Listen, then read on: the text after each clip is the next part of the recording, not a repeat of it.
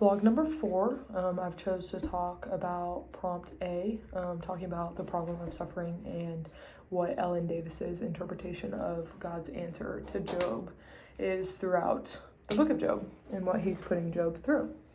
So from Ellen Davis's interpretation of the divine speeches from a whirlwind, I think she's ultimately saying that God's answer to Job is essentially that he needs to understand and trust that there's more going on around him than just his personal experiences and expectations of God.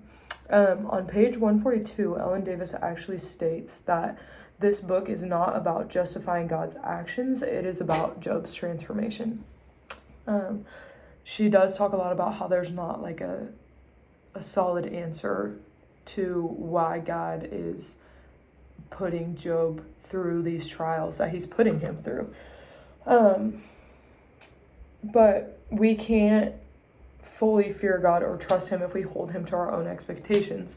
So on page 137, she talks about Job's expectations toward God, saying, Job is convinced that his moral innocence should have warded off disaster, because he believes that the world is a manageable place run by a demanding but nonetheless predictable God who owes the righteous a good time.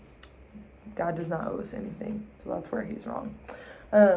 On page 140, she backs this up, talking about how we won't experience peace or peace of mind holding God to our own standards. So she says, in the book of Job, God calls this man of integrity to take his place in a ravishing but dangerous world where only those who relinquish their personal expectations can live in peace, basically letting go of our personal expectations.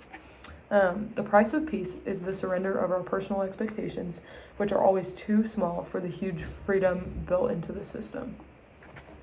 I personally resonate with these quotes in the sense that I often find myself holding God to certain expectations because I don't understand why he puts me through some of the things I've been through when I've been so faithful to him and trusted him in every situation.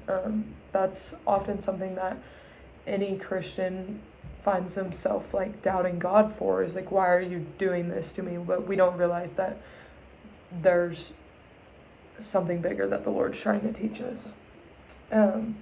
After reading Ellen Davis's interpretation, I almost think God was putting Job in these situations in order to make sure he would stay faithful, not in the sense that he didn't want Job to stay faithful, but it was just like, okay, you've been a God-fearing man, but then I put you through these things, so let's see where you come from the other side of it.